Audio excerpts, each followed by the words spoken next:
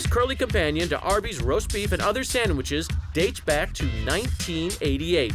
And get this, they cook up more than 125 million pounds of the crazy taters every year.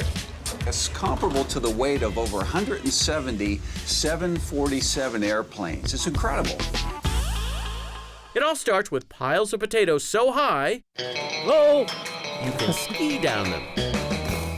At this processing plant in southern Washington, potatoes arrive by the truckload. For the Arby's curly fry, we bring in 40 to 50 semi-loads of potatoes per day, and each truck is approximately 30 to 35 tons of potatoes. Workers unload the potatoes and send them on their way through a channel of rushing water. It helps to clean the potatoes, as well as it's an easy way to transport them versus belts and conveyors. The water system traps rocks and other debris that were picked up in the potato fields. The potatoes also separate according to size. And check this out. Water propels the potatoes through pipes to a cutter. Inside the pipes, the spuds sail to the blades at 60 miles per hour. So in the cutting process, the potato is fixed going through the knife, and the knife spins against the potato to generate the curly fry.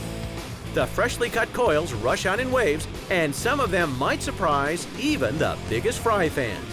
A great story from 2008. A young lady from Hendersonville, North Carolina, found a curly fry that when she pulled it from end to end, measured over 2.5 feet long. Want to know the secret for fries that are crispy on the outside and soft on the inside?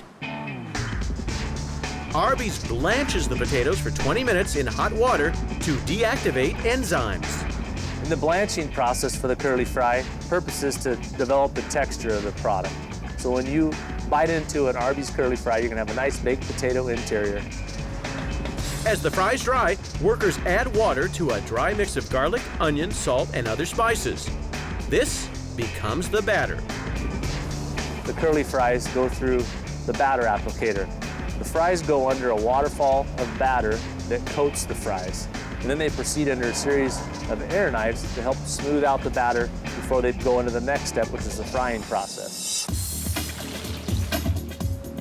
It takes just 30 seconds in the hot oil. We fry the product in oil at 0 grams of trans fats at approximately 360 to 375 degrees. The fries only partially cook, then head straight to the freezer. The rest of the cooking happens at the restaurants when customers order up any size of curly fries. You know, some people like to dip these in cheddar cheese sauce.